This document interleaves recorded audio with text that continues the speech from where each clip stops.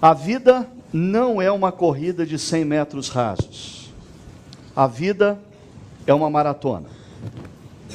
Mas para a gente fazer da vida uma maratona, é muito importante que a gente coloque na nossa linha de chegada objetivos, metas, propósitos que transcendam a superficialidade dos nossos tempos, superficialidade que caracteriza velocistas. Velocistas precisam ser espertos, maratonistas precisam ser sábios. E quando eu falo da gente colocar na linha de chegada objetivos, metas, propósitos que transcendam a superficialidade dos nossos tempos, é porque nós pertencemos a uma geração que coloca na linha de chegada da corrida dinheiro, sexo, poder, conforto, comodidade, status, e eu estou chamando tudo isso de supérfluo. Eu estou convidando você a colocar duas outras coisas na sua linha de chegada. Primeiro, legado. O que você vai deixar para gerações futuras? O que você vai fazer em vida, que mesmo você, depois de morto, você vai continuar influenciando pelo menos 2 gerações. O que você pode fazer na sua área profissional, o que você pode fazer da inteligência que Deus te deu, da saúde que Deus te deu, o que você pode fazer com o dinheiro que Deus te deu, para depois de morto, 2 gerações ainda serem impactadas e influenciadas pela sua vida. Outra coisa, coloque na linha de chegada a consciência da eternidade. A consciência de que o melhor está por vir. A consciência de que nós estamos na sala de espera.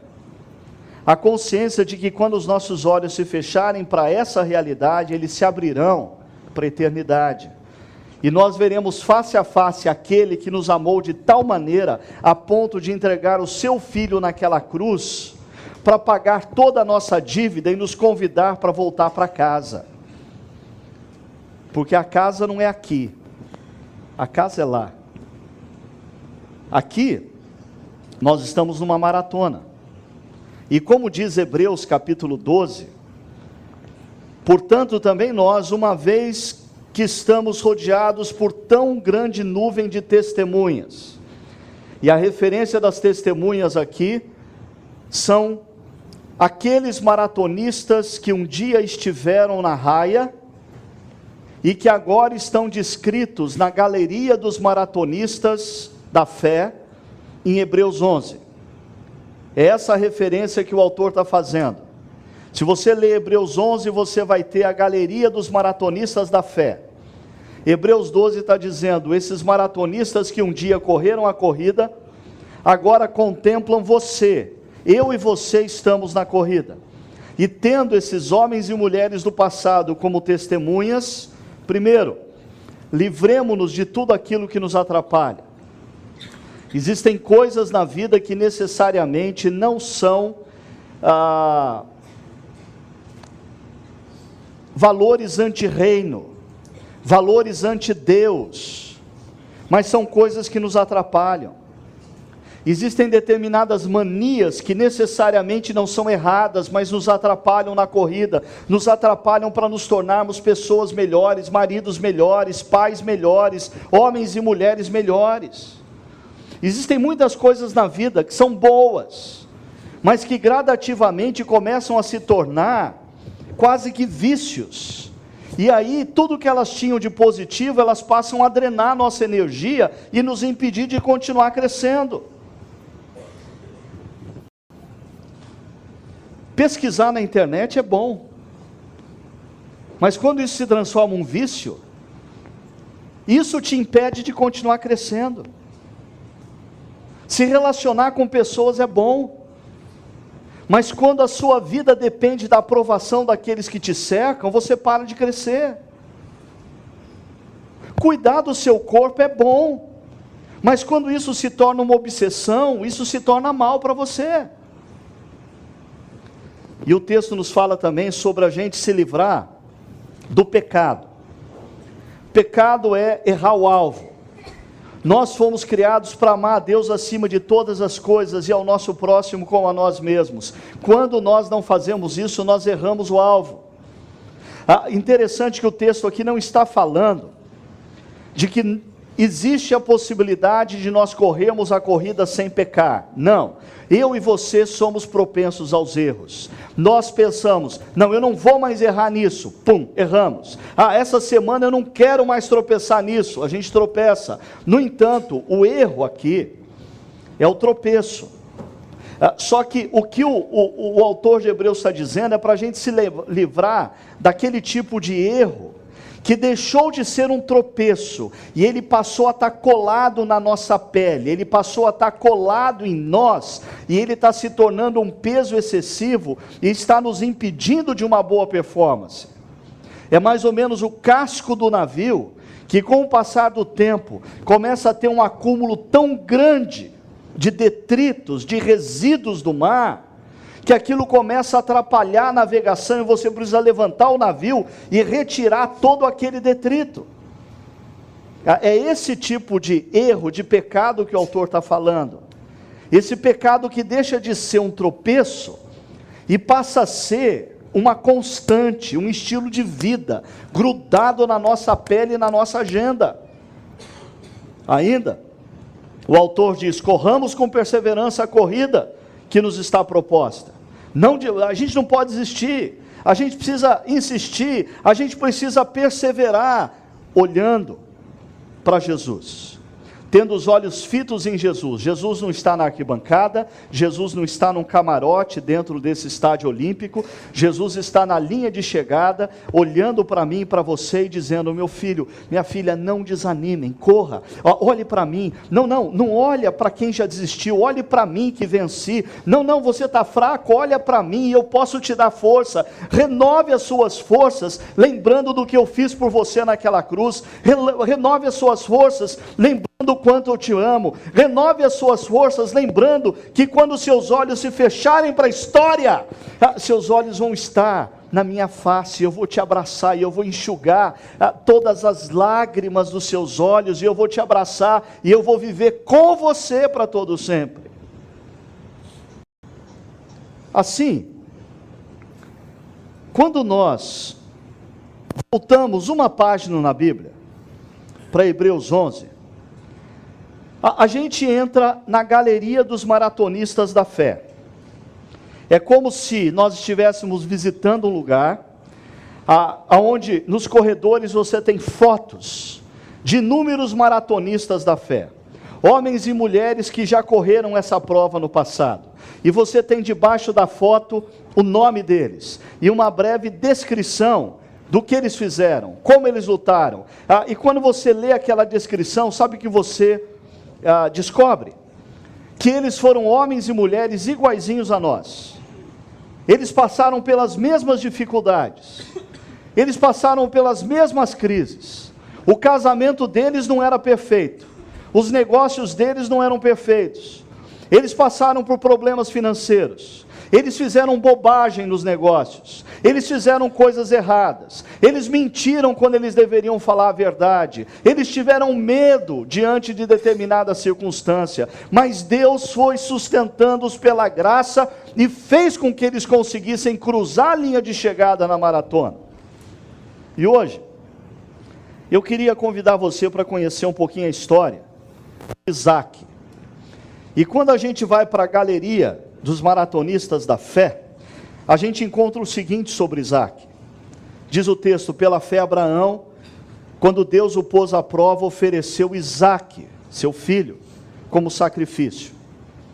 Aquele que havia recebido as promessas, Abraão, estava a ponto de sacrificar o seu único filho, embora Deus lhe tivesse dito, por meio de Isaac, a sua descendência será considerada.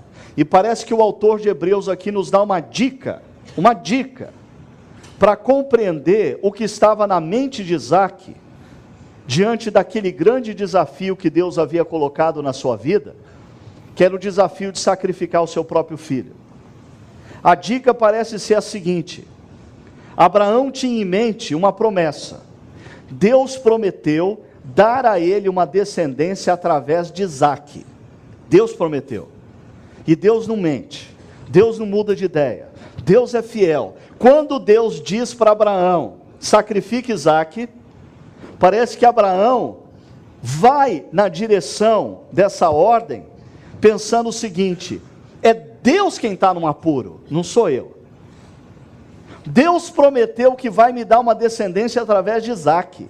Se tem alguém num grande apuro, não sou eu, é Deus, Ele que se vire. E Deus se vira, e se vira bem. O texto continua dizendo: Abraão levou em conta que Deus pode ressuscitar os mortos, e figuradamente, recebeu Isaque de volta dentre os mortos. E aí vem a descrição da corrida de Isaque. A corrida de Isaque eu não diria, talvez não seja nem uma grande maratona, é uma meia maratona. Pela descrição, a corrida de Isaque é curta, é sucinta. Diz o texto: pela fé, Isaque abençoou Jacó e Esaú com respeito ao futuro deles. Interessante. A maratona, ou a meia maratona de Isaque, consiste no seguinte: casar-se, ter filhos e abençoá-los. Ponto. E morre. E cumpriu a maratona. E alguém pode achar: mas que coisa mais sem graça. E o sucesso profissional? E a carreira profissional? O problema é que nós vivemos num mundo ocidental, que infelizmente convenceu a nossa geração que a carreira profissional é o centro da vida. Mas se você ler a palavra de Deus com atenção, você vai descobrir que depois que Deus cria o universo em perfeição, Ele cria a família. A família vem antes do trabalho. O trabalho existe para a família e não a família o trabalho. Eu sempre digo, alguns casais têm transformado a família num depósito de reposição de peças para o mercado de trabalho. Desde pequeno eles gastam o melhor da vida, do tempo, do dinheiro, para treinar os seus filhos a serem bons profissionais, transformando a família em depósito de reposição de peças para o mercado de trabalho. A família não existe para o trabalho. O trabalho foi criado para a família. Jovens, invertam isso na cabeça de vocês. Invertam isso na cabeça de vocês. Pais, invertam isso na cabeça de vocês ao tratar com os filhos de vocês. E é um pouco disso que a gente vai falar hoje. É interessante que essa nossa comunidade é a comunidade na qual nós temos mais pais.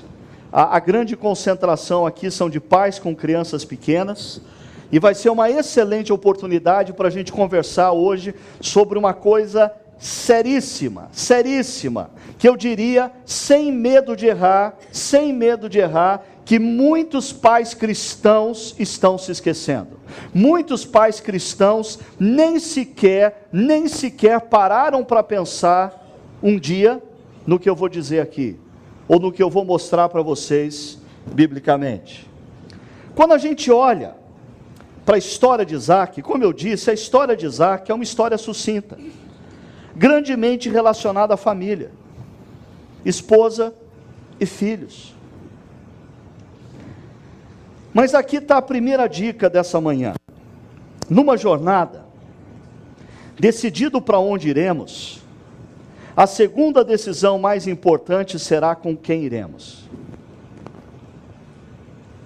Você já parou para pensar isso quando você planeja suas férias? Se você não pensar nessas duas coisas, você vai se dar mal. Primeira coisa importante para boas férias: para onde você vai? Mas a maioria das pessoas não para pensar na segunda pergunta e se dá mal, e muito mal. Com quem você vai?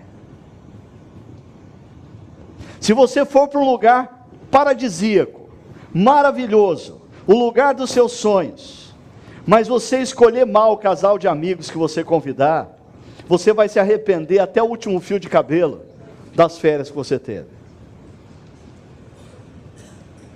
É verdade. Além de você escolher para onde você vai, você tem que escolher com quem você vai. Se você vai escalar uma montanha, e há 2 semanas atrás eu dei um mau exemplo sobre isso, você tem que decidir primeiro, para onde você vai? Você vai dar conta daquilo? Aquilo está dentro das suas possibilidades, dos seus limites? Segunda coisa, com quem você vai? Porque se você for com uma equipe despreparada, essa equipe vai impedir você de alcançar o seu alvo. Ou quando você precisar dessa equipe, você vai se dar mal. Sexta-feira, final de tarde, eu cheguei em casa, o meu filho Levi estava por lá. Eu falei para ele, vamos correr comigo. E aí a gente saiu para correr. E no final da corrida eu disse para ele assim, sabe uma coisa? Quando você corre comigo, eu vou mais longe e eu corro mais rápido. Porque quando você não está comigo, e eu antes de sair de casa, falei assim, hoje eu vou correr 6 quilômetros. Quando bate assim 4, eu falo, eu acho que já está bom, eu estou meio cansado, eu tenho muita coisa para fazer, e eu sou tentado a parar. Mas se eu estou correndo com o Levi, eu não paro. Quando eu saio para correr sozinho, eu reduzo o ritmo. Mas se eu estou acompanhado, eu acompanho o ritmo. Agora eu tenho uma outra experiência. Às vezes eu dou bobeira, e quando eu estou pronto para sair para correr, a minha cachorra fica assim, toda assanhada, e corre pela casa toda, e fica me cercando, e ela não deixa eu ir na direção da porta, e ela corre na direção da coleira, ela quer porque quer ir comigo, e às vezes eu dou bobeira e falo, tá bom, vamos comigo. E ela me atrapalha de monte, porque no começo da corrida, ela quer ir na minha frente, eu tenho que toda hora puxar a coleira e falar junto, junto, junto, junto. E no final da corrida, ela insiste em ficar para trás, e eu tenho que ficar puxando, mas junto, junto, junto. E via de regra eu falo, chega, vou parar. Porque eu escolhi uma má parceira de corrida. Do que eu estou falando? Quando a gente fala em perseverança, ao longo da vida a gente vai enfrentar muitos obstáculos. A gente vai ter muitas dificuldades.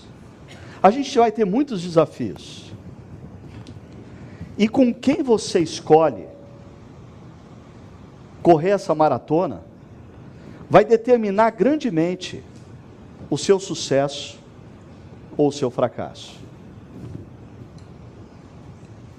Logo, eu vou propor para vocês uma coisa aqui. Escolher com quem nós nos casamos não é uma decisão tão periférica na vida. É uma decisão por demais importante.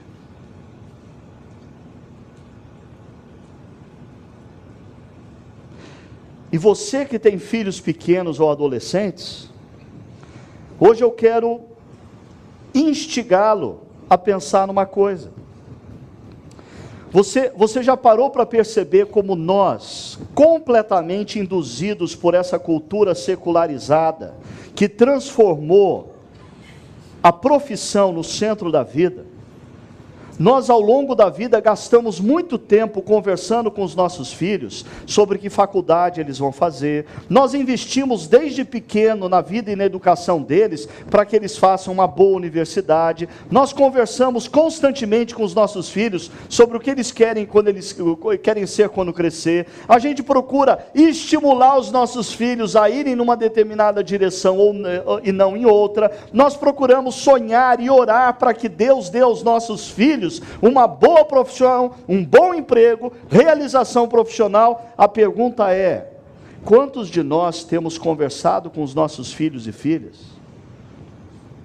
sobre a escolha que eles vão fazer do parceiro de jornada?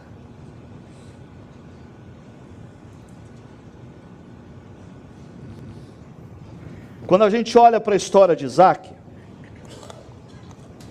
a gente pode dividir a história de Isaac em 4 momentos. Primeiro, o casamento com Rebeca.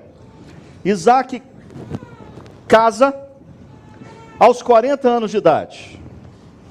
E para mim essa é uma dica.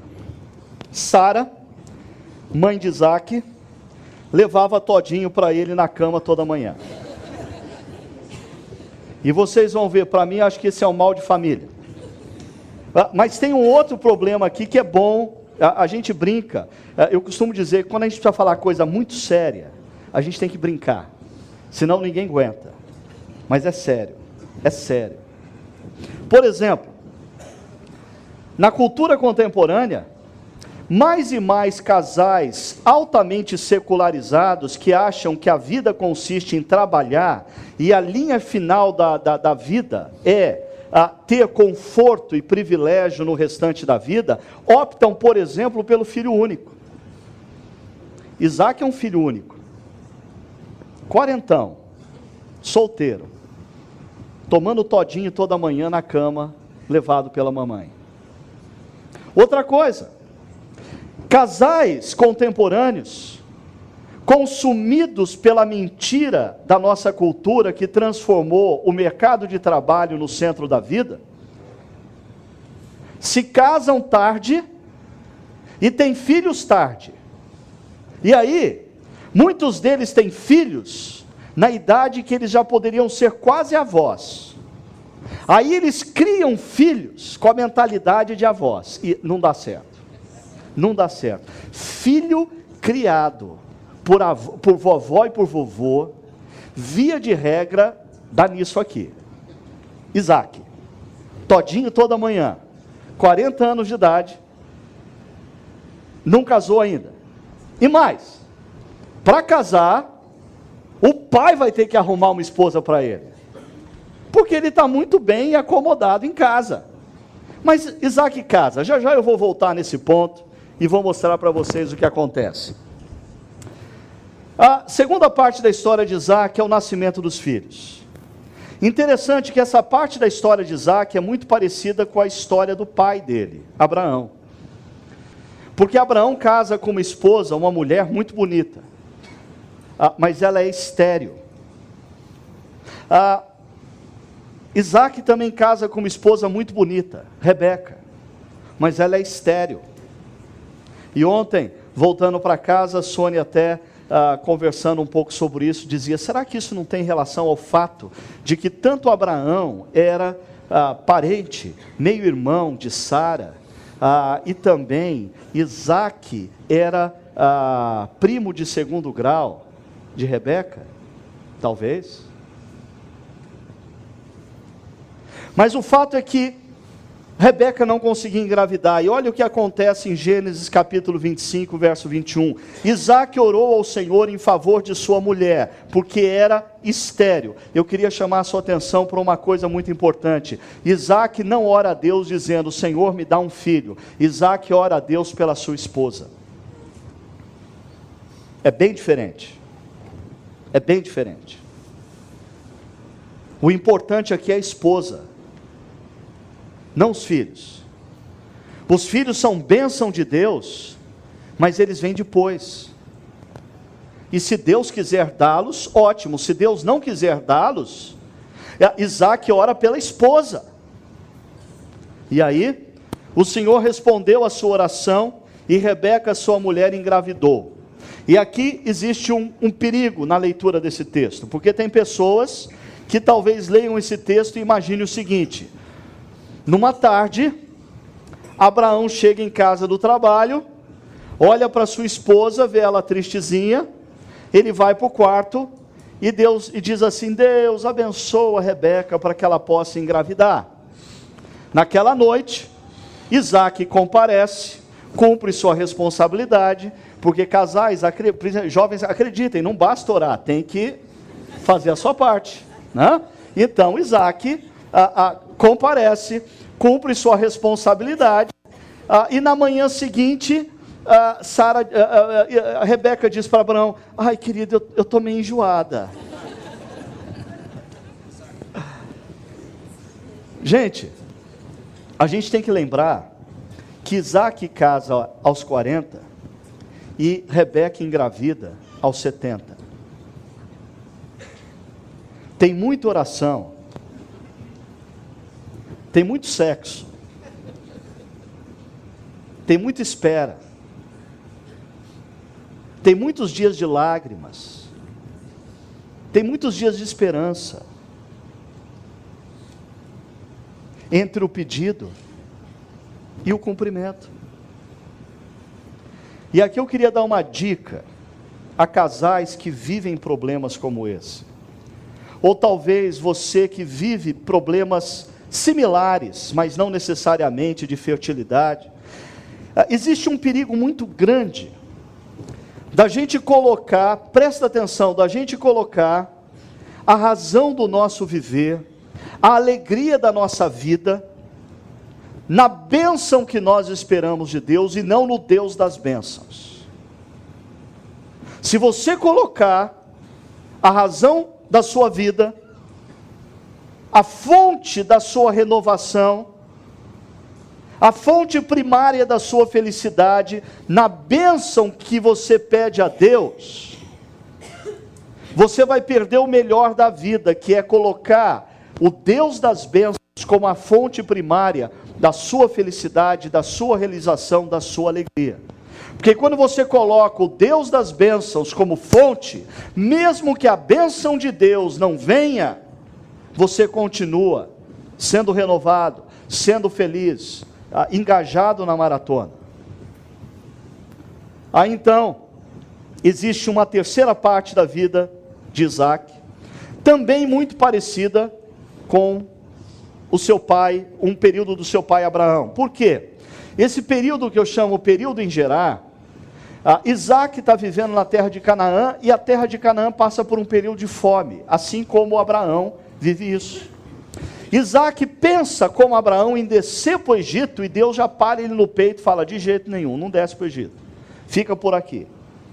E ele, então, ao invés de descer para o Egito, ele vai assim meio na tangente para Gerar, que vai ser futuramente a região da Filistia, atualmente ali a faixa de Gaza, vai para Gerar, e ele se encontra ali com o rei Abimeleque, um rei muito conhecido do pai dele. Sabe por quê? Anos antes, Abraão, tentando resolver o problema de fome na terra de Canaã, ele desce com seus rebanhos, com a sua família, com a sua esposa, para a terra de Gerar, e por medo de morrer, ele diz para sua esposa: olha, se alguém perguntar o que você é minha, você diz que você é minha irmã, ok? Você diz que você é minha irmã. E aí, quando eles chegam lá, Sara era bonita, Abimeleque já resolve colocá-la no seu harém, mas antes de possuí-la, Abimeleque tem um sonho, e nesse sonho Deus aparece para ele dizendo: cara, eu vou te matar. Ele diz: por quê? Porque você pegou a esposa do outro. Eu peguei a esposa do outro, Deus? Que negócio é esse? Sara é esposa de Abraão. Abimeleque fala: o problema não é meu, então o senhor tem que matar Abraão, ele que é um mentiroso. Bom, mas Abimeleque chega na manhã seguinte, chama Abraão e dá-lhe uma grande de uma dura. Você já viu um filho de Deus recebendo uma grande dura de um pagão? Isso acontece, infelizmente, mais do que deveria. gente que não segue os princípios de Deus, gente que não conhece a verdadeira espiritualidade, gente que não sabe quais são os valores e princípios de Jesus, dando dura em discípulo de Jesus, porque ele está se omitindo na caminhada como profissional, na caminhada nos seus negócios, na caminhada como marido, como pai, como esposa e assim por diante. E aí então, Abraão sai fora de Gerar. Agora volta Isaac. Quando Isaac está chegando em Gerar, ele diz assim para sua esposa Rebeca: Rebeca, seguinte, se alguém perguntar o que você é minha, você diz que você é irmã. Eu disse semana passada o seguinte: quando nós não deixamos claro para os nossos filhos, para aqueles que a gente tem algum tipo de influência, algum nível de influência, quando a gente não deixa claro que nós erramos, quando a gente não chama erro de erro, quando a gente não chama pecado de pecado, sabe o que acontece? Nós damos o poder a esse erro, a esse pecado, de se replicar na vida daqueles a quem nós temos influência. E o pecado de Abraão replica na vida de Isaac. E o pecado de muitos pais e mães replicam na vida dos seus filhos. Por quê? Porque eles contam as suas histórias de maneira romântica, sem deixar claro que algumas coisas que aconteceram em suas vidas e suas histórias foram erros. Ah, mas deu tudo certo. Deu tudo certo porque Deus foi gracioso. Deu tudo certo porque Deus foi gracioso. Mas se você não deixar claro para o seu filho e para a sua filha, que aquele ato, aquela atitude, aquela decisão foi um equívoco, foi um erro, você vai dar o poder para esse equívoco, esse erro, se replicar na vida do seu filho e da sua filha. É o que acontece aqui. Aí então, Abimeleque ficou esperto. Nem trouxe Rebeca para o harém dele, ficou de olho só, de longe. Aí, um dia ele está olhando da cobertura dele, lá de Gerar, e ele vê Abraão indo no supermercado, Isaac indo no supermercado com Rebeca, e os dois de mão dada, ele passando a mão na cabeça de Rebeca. Abimeleque fala: aí tem coisa. E ele chama Isaac e dá-lhe uma dura, dizendo: escuta, você está querendo amaldiçoar a minha terra? Porque se eu ou um dos meus homens pegar a Rebeca como esposa, Deus vai nos punir por causa de você. Isaac, acorda! Você é filho de Abraão. Eu ouvi dizer que Deus mandou você ser uma bênção, não uma maldição. E é interessante quando nós, aqueles que Deus chamou para sermos bênção, nos omitimos nos valores e princípios de Deus, nós acabamos sendo maldição no meio. E é Abimeleque que tem que chamar a atenção de Isaac. Acorda, Isaac. Se você é filho de Abraão, me parece que Deus mandou você ser uma bênção.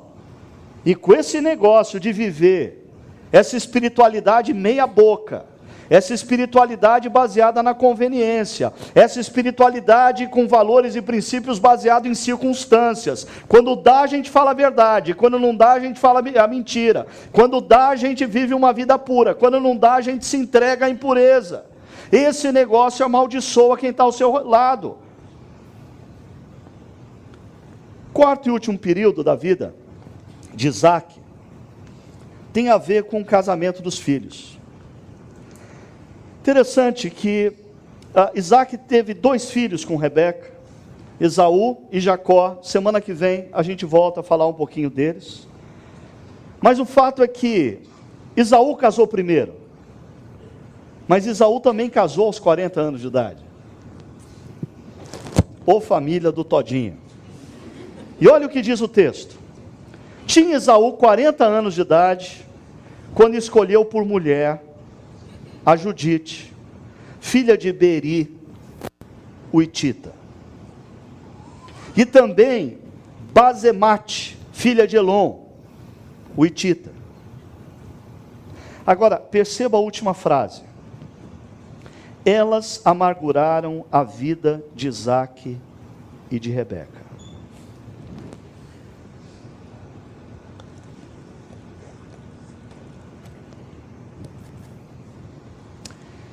Hoje cedo, eu ainda estava lendo um trecho de um livro, onde o autor diz que existem pesquisas que tentam identificar as principais fontes de felicidade e realização de pessoas com mais de 60 anos de idade. E essas pesquisas apontam para o seguinte: pessoas pós 60 anos de idade não colocam a razão da felicidade, primeiro, na quantidade de dinheiro que possuem. Dinheiro traz felicidade só até certo ponto. Depois de um ponto, dinheiro tem mais poder para trazer felicidade. Essas pessoas não colocam a razão da felicidade no sucesso profissional. A maioria delas, aos 60, já se deram conta da falácia do sucesso profissional. Pessoas com mais de 60 anos de idade não atribuem a felicidade à quantidade de bens que possuem. Sabe qual é o principal fator que agrega felicidade na vida de pessoas com mais de 60 anos de idade? Relacionamentos familiares estáveis e aquecidos.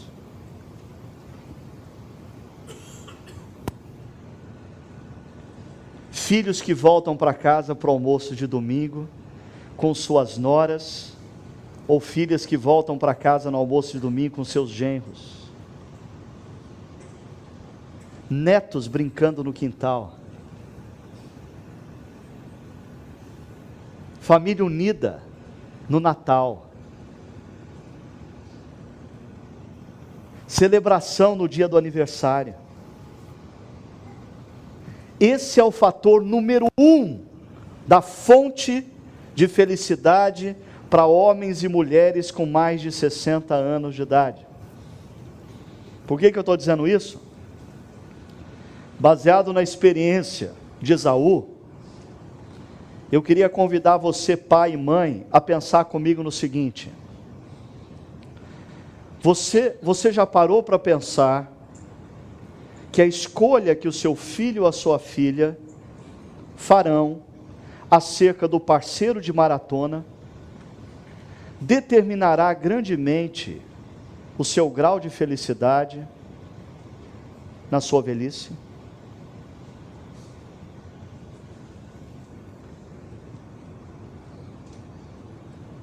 Alguns que estão aqui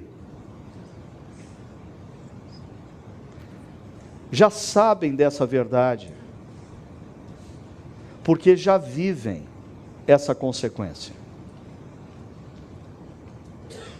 Mas a pergunta é: quantos pais que ainda têm seus filhos solteiros, jovens, adolescentes, têm efetivamente se preocupado em conversar com eles e orientá-los na tomada dessa decisão?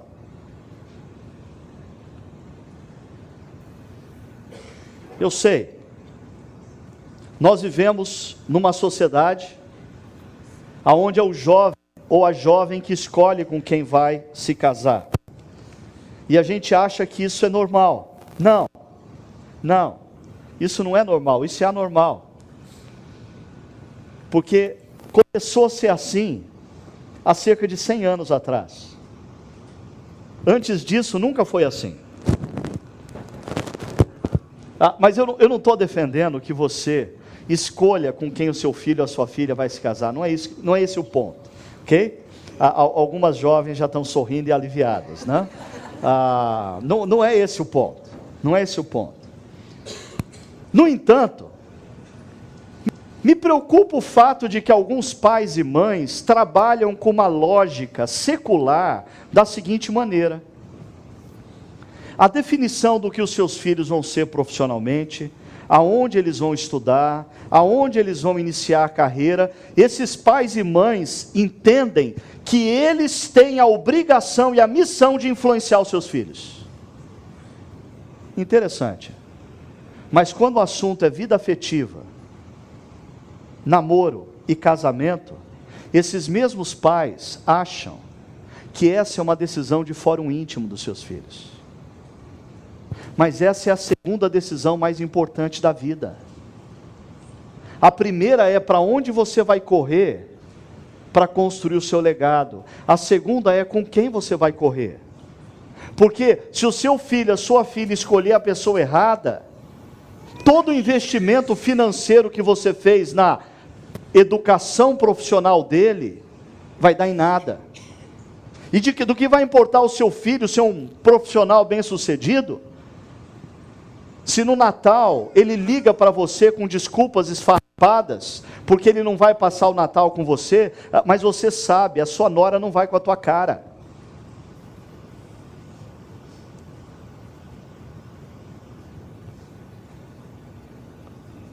A gente já parou para pensar alguma vez sobre isso? Que como pais, nós temos sim uma missão: influenciar positivamente nossos filhos e filhas, e a segunda decisão mais importante na vida é com quem eles vão se casar. Por isso, deixa eu mostrar o que acontece na vida de Isaac. Lendo aqui, eu cheguei à seguinte conclusão: a história de Isaac com Rebeca nos ensina, primeiro, princípios, depois paixão. Primeiro tenha princípios.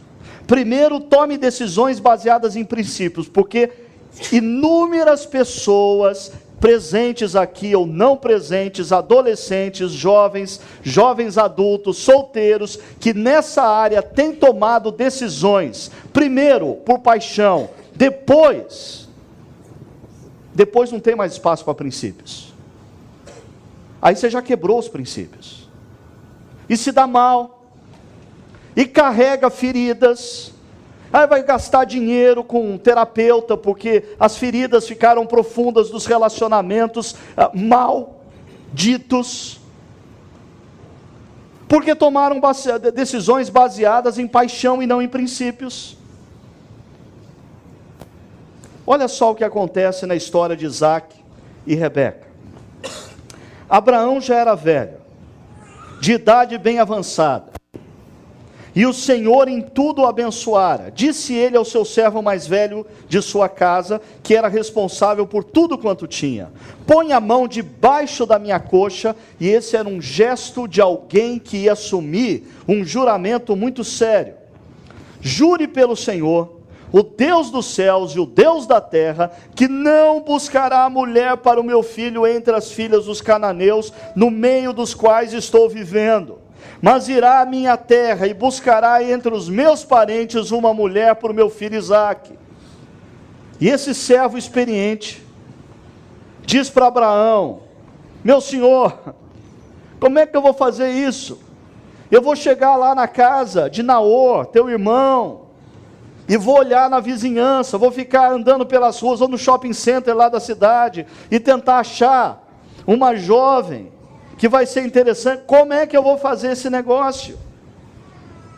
Abraão continua dizendo para ele, dizendo: o Senhor, o Deus dos céus, o mesmo que me tirou da casa do meu pai e da minha terra natal, e que me prometeu sob juramento que a minha descendência daria essa terra, ele enviará o seu anjo adiante de você, para que de lá traga uma mulher para o meu filho.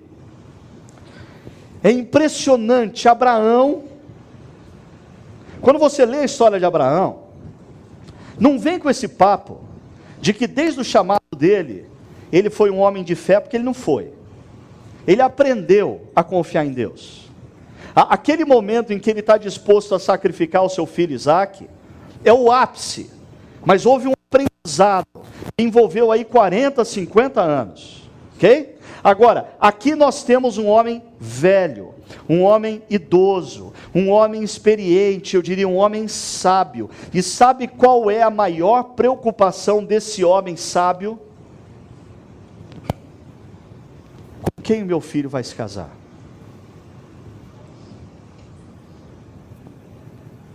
A maior preocupação do pai de uma geração de velocistas é: qual vai ser a profissão do meu filho? A maior preocupação de um homem sábio é: com quem o meu filho vai se casar? E aí, Abraão nos dá alguns princípios. Primeiro, Deus deseja nos abençoar em todas as dimensões da vida. Gênesis 24, verso 1 diz: o Senhor em tudo abençoara. Tem gente que acha assim que Deus quer nos abençoar na saúde física, Deus quer nos abençoar na profissão, Deus quer nos abençoar na vida financeira, mas o texto diz que Deus quer nos abençoar em todas as coisas. Inclusive, Deus quer te abençoar pós 60 anos. Deus quer que você tenha uma vida abençoada pós 60 anos. E para você ter uma vida abençoada pós 60 anos, os seus filhos e as suas filhas precisam se casar com pessoas especiais. Não podem ser qualquer um, não. Tem que ser alguém especial, alguém que saiba cuidar do seu filho, alguém que saiba cuidar da sua filha, alguém que siga o mesmo Deus, alguém que tenha os mesmos princípios e valores que Jesus ensinou, alguém que ame a Deus acima de todas as coisas e ao próximo como a si mesmo. Você não pode abrir mão disso. Você não pode abrir mão disso. E você tem que entender que Deus quer te abençoar nesse sentido. Deus não quer te abençoar só na cura da sua enfermidade física, abençoar você a passar a ficar no azul e não no vermelho na conta bancária. Deus tem uma bênção muito mais ampla para você, e a bênção que Deus quer te dar implica, eu sei que para muitos jovens, nos seus 20 e 30 anos, parece ridículo falar que Deus quer abençoá-lo também após 60 anos de idade, porque eles acham que isso está longe, e a maioria que já passou dos 40 sabe que passa rapidinho. Passa rapidinho. Para pensar nisso. Deus quer te abençoar amplamente. Deus não quer abençoar você só na sua profissão, só no seu dinheiro, só nos seus bens. Deus quer abençoar você, inclusive, na opção e decisão e escolha que o teu filho e a tua filha vai fazer pelo parceiro de maratona. Segunda coisa, a escolha de um cônjuge, parceiro de maratona, é assunto de alta prioridade. Não é assunto periférico, como nós pais dessa geração estamos tratando. Pais e mães dessa geração, nós temos tratado carreira profissional como assunto de alta prioridade. O bebê tem 1 ano e meio e ele já está indo no berçário bilíngue, porque no mundo de hoje precisa se falar o inglês, senão ele não vai conseguir emprego. É impressionante como nós fomos consumidos por essa mentalidade, e hoje, o grande problema no mundo atual é caráter.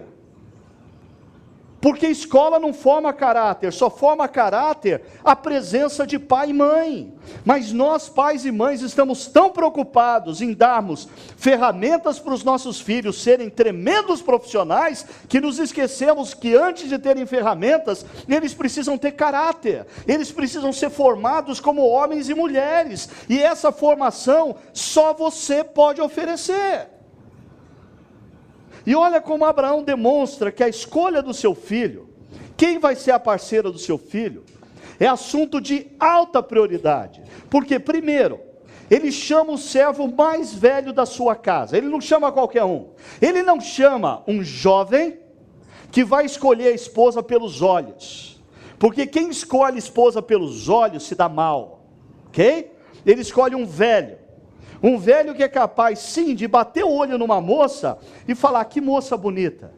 Mas procurar mais do que beleza física numa moça. Mais do que beleza física. E ainda, ele era responsável por tudo quanto Abraão tinha. Esse sujeito já tinha sido experimentado. Ele cuidava bem das ovelhas, ele cuidava bem dos camelos, ele cuidava bem da casa, ele cuidava bem da conta bancária. Abraão já estava em idade avançada, não tinha mais tempo de ir em banco, não sabia mexer em internet. Esse cara tinha todas as senhas de Abraão e era fiel. É esse cara que Abraão diz: eu preciso que você me ajude numa última missão. A esposa do meu filho. E isso é de alta prioridade. Terceiro princípio: a base de uma relação consistente é a unidade na espiritualidade. E aqui, olha o que Abraão diz. E é tão sério esse negócio, e é desprezado por muitos hoje, que Abraão manda ele colocar a mão debaixo da coxa para jurar. E o juramento é: não buscará mulher para o meu filho entre as filhas dos cananeus.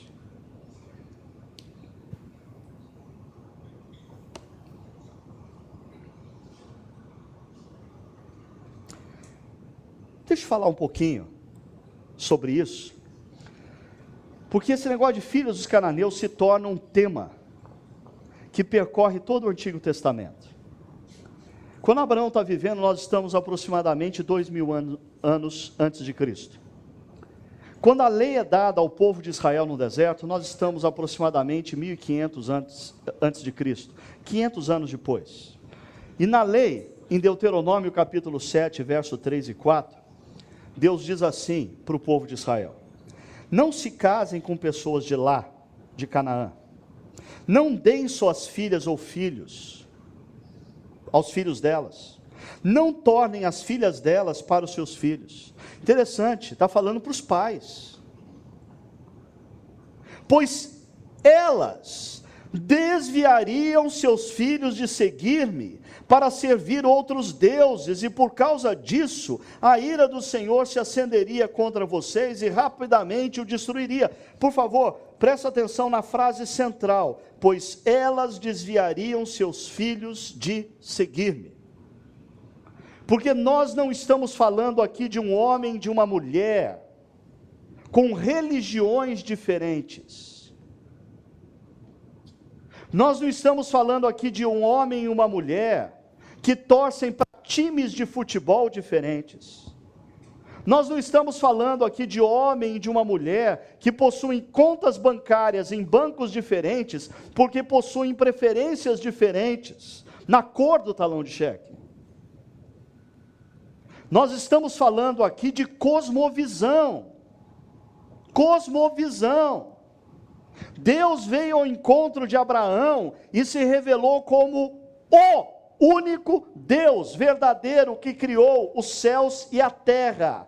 O único Deus que deve ser amado acima de todas as coisas. O único Deus capaz de dar princípios e valores para a vida, que nos conduza a uma vida de felicidade e paz.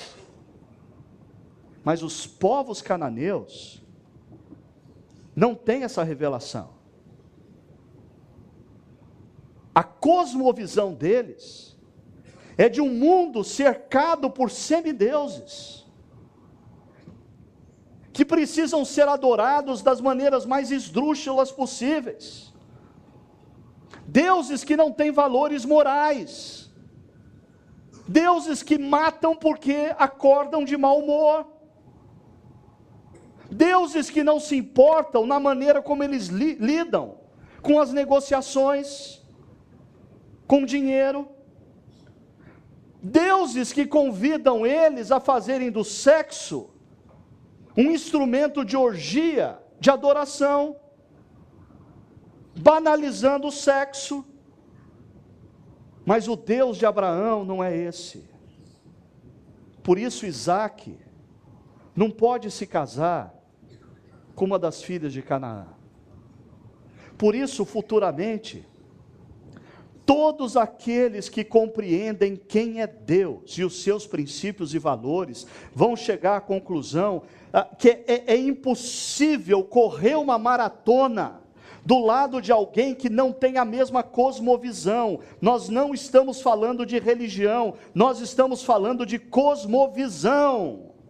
E aqueles que insistiram em correr essa maratona com alguém que não tem a mesma cosmovisão e que por alguma razão Deus não os agraciou para reverter esse erro em bênção, hoje sabem o quão difícil é correr uma maratona com alguém que não tem a mesma concepção do que é o universo, de quem é Deus, o que Deus espera de mim, o que Deus pensa acerca do dinheiro, o que Deus pensa acerca do sexo, o que Deus pensa acerca da vida, o que Deus pensa acerca da minha responsabilidade para com o meu próximo.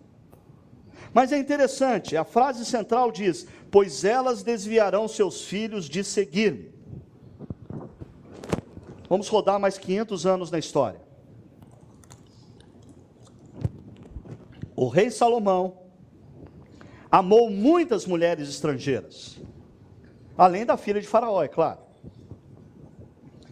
Eram mulheres moabitas, amonitas, edonitas, sidônias e hititas. Eis as hititas novamente. Salomão era o tipo do cara assim, cheio de amor para dar. Então,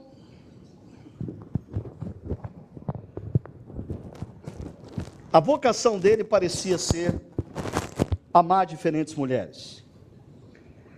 Só que o problema, elas eram das nações sobre as quais o Senhor tinha dito aos israelitas: vocês não poderão tomar mulheres dentre as nações, porque elas os farão desviar-se para seguir os seus deuses.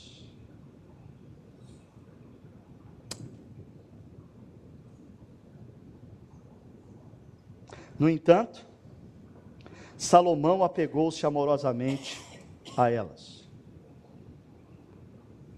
E sabe o final da história? Se estrepou, se deu mal,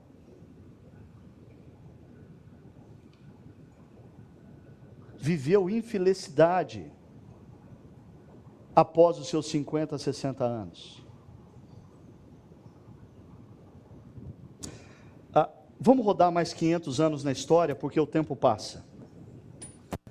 Jerusalém está sendo reconstruída. E Deus mandou para... eu vou tirar esse texto daqui. Ele é meio perigoso, espera aí. Deixa eu explicar por quê. Neemias está comandando a reconstrução de Jerusalém. E eu só posso ler esse texto se eu tiver a garantia que não existem crianças no auditório, ou se você se comprometer agora a fechar o ouvido dos seus filhos, porque as cenas a seguir são cenas de violência explícita. E eu tenho orado para que Deus não fale ao meu coração que é assim que eu devo pastorear uma igreja. Olha a maneira como Neemias trata esse assunto. Eu os repreendi e invoquei maldição sobre eles. Bati em alguns deles e arranquei os seus cabelos. Se você vê jovem chegando na igreja careca, você já sabe o que aconteceu. Ele passou em aconselhamento comigo essa próxima semana. Fiz com que jurassem em nome de Deus e disse-lhes: não consintam mais em dar suas filhas em casamento aos filhos deles, nem haja casamento das filhas deles com seus filhos ou com vocês. Por quê? Neemias continua a pregação dele. Não foi por causa de casamentos como estes que Salomão, rei de Israel, pecou? Entre muitas nações não havia rei algum como ele. Ele era o amado do seu Deus, ele era o amado do seu Deus, e Deus o fez rei sobre todo Israel, mas até mesmo ele, o amado de Deus, foi induzido ao pecado por mulheres estrangeiras.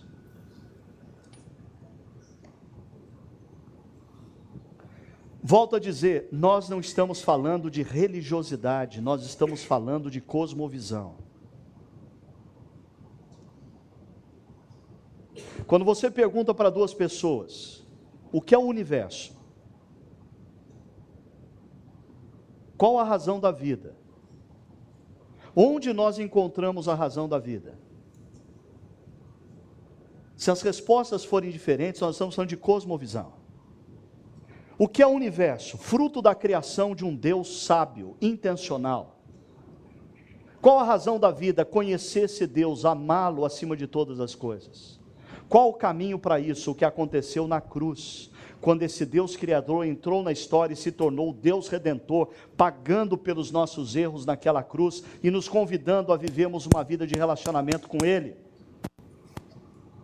O que Ele espera de nós então a partir de agora? Que vivamos em novidade de vida, redimensionando todos os valores. O que vale não são os valores da cultura, o que vale são os valores dEle. Eu sei, tem gente que discorda, e eu sei, essa pregação vai fazer alguns inimigos, ou gente que vai ficar de bico comigo por algumas semanas. Por quê? Algumas pessoas dizem assim: Ricardo, desculpa, mas você está errado, Deus não faz acepção de pessoas. Eu concordo com você, Deus não faz acepção de pessoas. Deus quer que todo homem, de qualquer etnia, de qualquer raça, de qualquer cultura, Deus ama profundamente, não apenas vocês que estão aqui numa igreja, no domingo de manhã, Deus ama profundamente quem está no shopping center, Deus ama demais o pessoal que está andando lá no Taquaral nessa hora, Deus ama demais as pessoas que estão em casa, dormindo ou na beira da piscina, e Deus quer que eles venham a conhecê-lo como o Deus Criador e o Deus Redentor. Nós não estamos falando do amor de Deus, nós estamos falando aqui do cuidado de Deus para com aqueles que já compreenderam quem Deus é. Segundo, tem gente que diz assim: Ricardo, mas você me decepcionou nessa manhã, hein?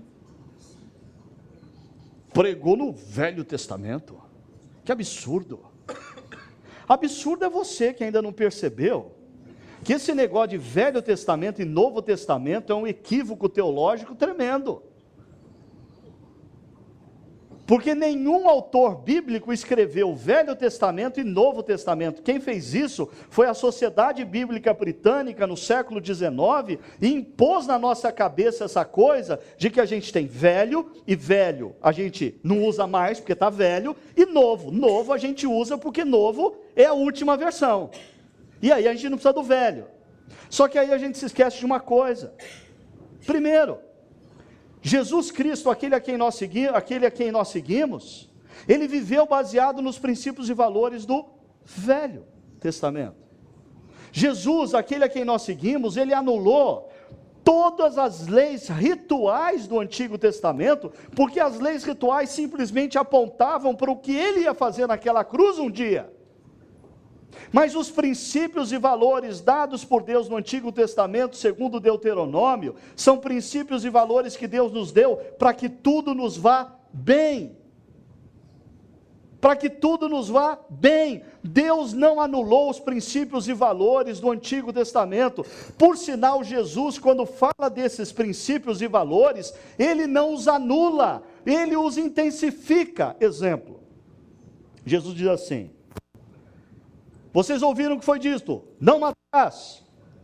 Eu, porém, vos digo, se você olhar para alguém com raiva no coração, inclusive o pastor quando está pregando, você já o matou.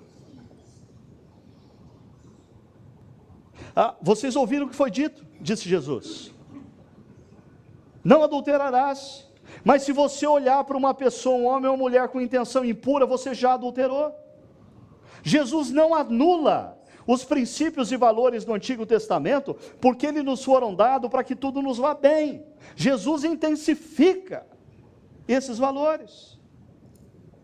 E ainda, o apóstolo Paulo, em 2 Coríntios capítulo 6, diz assim: não se ponham em julgo desigual com descrentes. Jugo, canga, uma imagem da roça, uma canga aonde você pode colocar 2 animais debaixo da canga. Aí você coloca debaixo da canga um cavalo e um boi, e bota os 2 para arar a terra. Você não vai conseguir. Eles têm ritmos diferentes, eles têm forças diferentes, eles são naturalmente diferentes. O que Paulo está dizendo, coloque um discípulo de Jesus, altamente comprometido com Cristo, com seus princípios, com seus valores, debaixo da mesma canga de um sujeito, de uma garota, por mais bela, bonita, atraente, simpática que seja, mas que não é discípulo de Jesus. Você vai ter trabalho dobrado, esse negócio tem uma chance tremenda de não dar certo. Tremenda. Pois o que tem em comum a justiça e a maldade, que comunhão pode ter a luz com as trevas, que harmonia entre Cristo e Belial, que há de comum entre crente e descrente? Mais uma última resistência.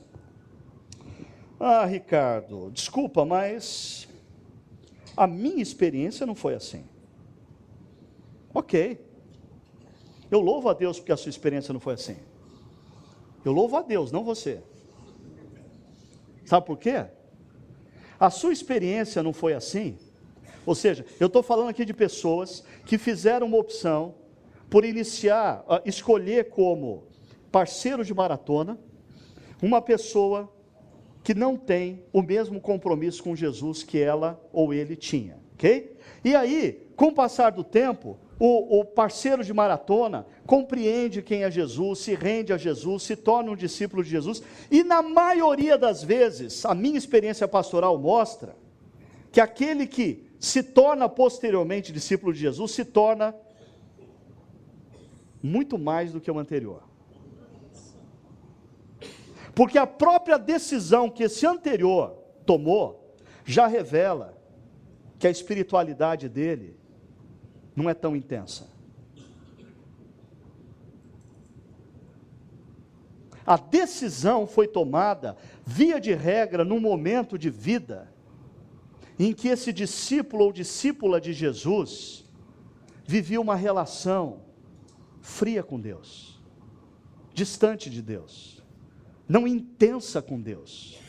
Mas sabe o que Deus fez? Deus foi gracioso, Deus abençoou, porque Deus é capaz de transformar o nosso pranto em dança, e tudo deu certo, e essa pessoa hoje está aqui com o seu marido ou com a sua esposa, caminhando com Jesus, os seus filhos seguindo a Jesus, e tudo está maravilhoso, e eu louvo a Deus pela sua imensa graça, mas eu não louvo a sua decisão no passado, porque ela continua sendo um equívoco. E talvez seja bom você deixar isso claro para os seus filhos e suas filhas, porque isso tem poder de replicar na história deles.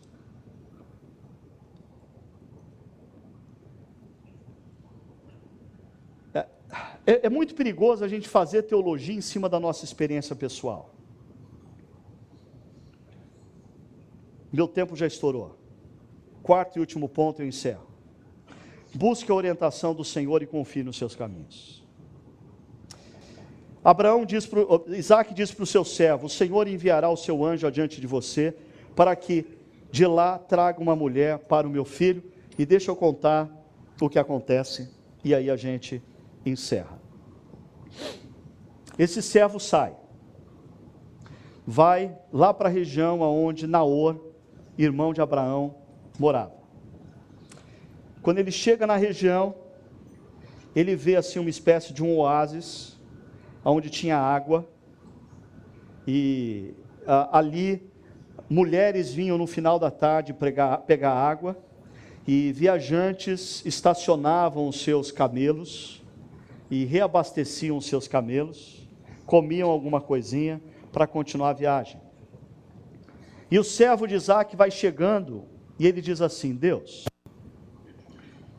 faz o seguinte, mostra para mim quem é essa moça. Eu vou parar, e eu vou pedir para uma delas água. E se ela disser assim: toma aqui água, enquanto você bebe, deixa que eu vou dar de beber aos seus camelos. É essa moça. Ele para, vem uma moça, ele diz: jovem, você podia me dar um pouco de água no seu cântaro? Ela diz: ah, sim, por favor, toma essa daqui que está geladinha. Enquanto você bebe, você permite que eu dê água para os seus camelos? Assim você ganha tempo.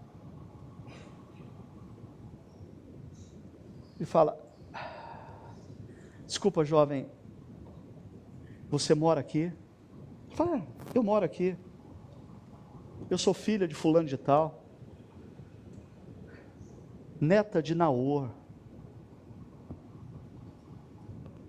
O servo: peraí, você é neta de Naor? Deixa eu te contar uma história, minha filha. E essa moça recebe de presente desse homem um pingente e pulseiras de ouro, e ela volta para casa correndo contar o que aconteceu. E como nada é perfeito, ou quando se vê de perto tudo é imperfeito, na história, quando ela chega em casa e conta o que aconteceu, ela tem um irmão meio atrapalhado, que a gente vai falar sobre ele semana que vem, um tal de Labão, que bate o olho nas pulseiras, bate o olho no pingente, e escuta a história de que tem um tio rico que mandou buscar uma esposa para o filho dele. Labão já senta na mesa e fala para o seu pai: a gente tem que negociar o dote desse negócio, deixa comigo. E ele corre para lá, para o oásis, e fala: meu senhor, por favor, venha, nós temos um quarto reservado para o senhor, nós estávamos esperando o senhor há muito tempo, sente na mesa, toma um cafezinho, aqui, o que traz o senhor aqui? Vamos negociar. Minha irmã? Não, a gente pode, tudo aqui a gente pode negociar. Quanto o senhor pode dar pela minha irmã? A mãe dessa moça diz: filha, você quer ir? Ela diz: eu quero.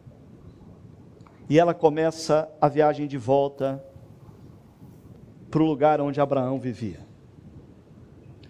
E aí, o texto diz assim: certa tarde, Isaque saiu ao campo para meditar.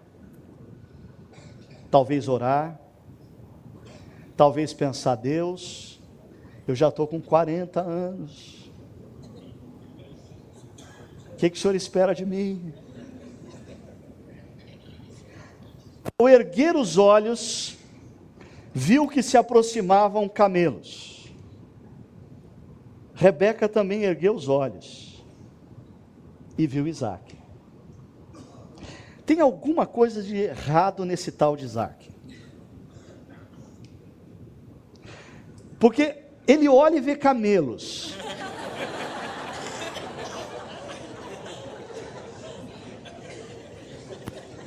Deus foi gracioso para com esse cara. Está na cara. Rebeca bate o olho e vê Isaque. Isaque bate o olho e vê camelos. Não é para menos que 40 anos de idade não casou ainda. Rebeca também ergueu os olhos e viu Isaque. Ela desceu do camelo e perguntou ao servo: quem é aquele homem que vem pelo campo ao nosso encontro? Está na cara. Rolou um clima. Primeiro princípios, depois paixão. E o servo disse: é o meu senhor. Então ela se cobriu com o véu. Depois o servo contou a Isaque tudo o que havia feito. Isaque levou Rebeca para a tenda de sua mãe Sara, fez dela sua mulher e a amou. Sim, ele entrou na tenda, deitou com ela na cama e fez sexo com ela. Alguns pensam assim: bom, então está certo o jeito que a moçada faz hoje em dia. Não. Na Bíblia, o ato sexual é o casamento. Não tem cartório naquela época. Não tem pastor para fazer a cerimônia religiosa.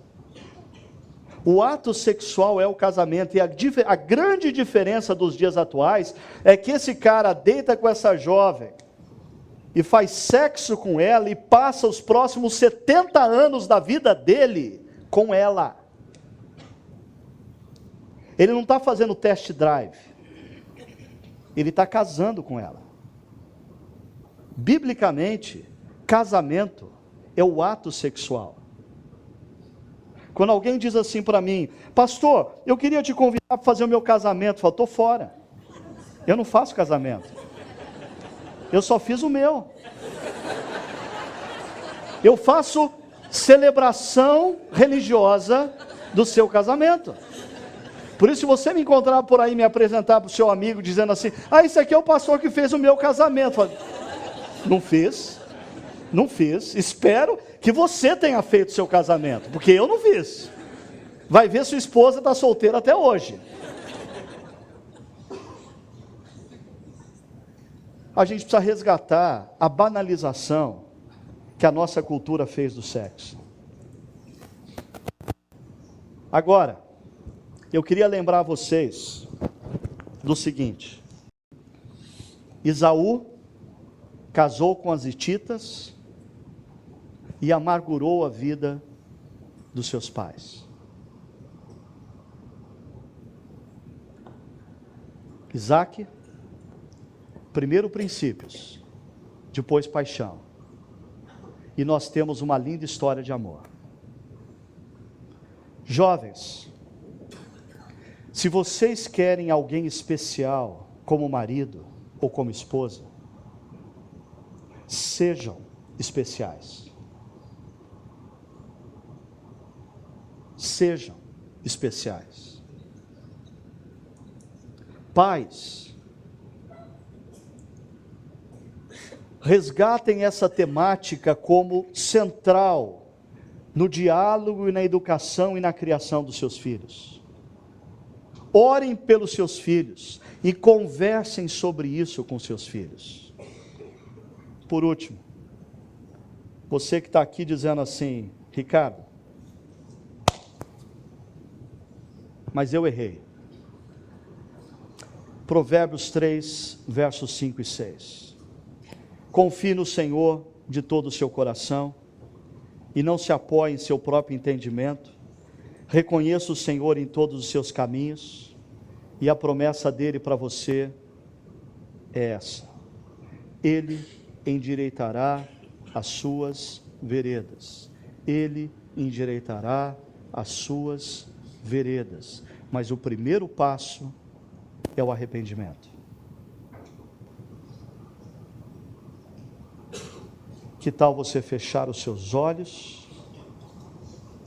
Seja você jovem, seja você pai, seja você com mais de 60 anos, que tal nessa manhã você começar uma nova história com Deus?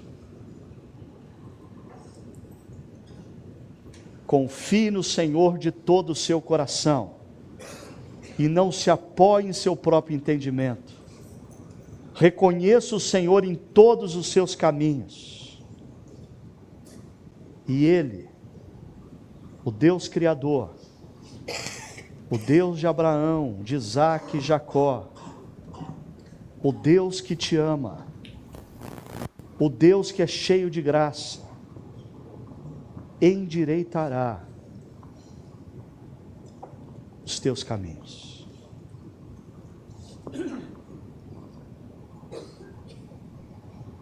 Busque a presença de Deus nessa hora. Comece um novo tempo na maratona da sua vida, nessa manhã.